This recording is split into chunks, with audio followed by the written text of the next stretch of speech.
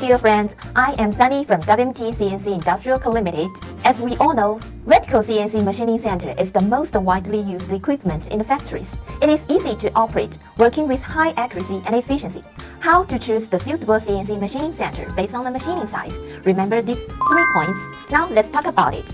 First, you need to know what is your workpiece size, namely length, width, and height.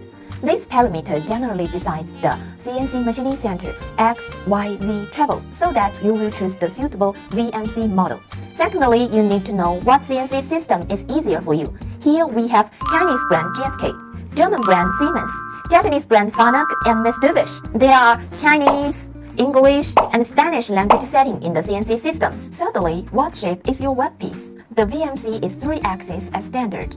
If you have special machining shape, you can choose 4-axis or 5-axis. Dear friends, you can just share your diagram with us so that we can help you to choose. Follow us for more information about CNC Machining Center.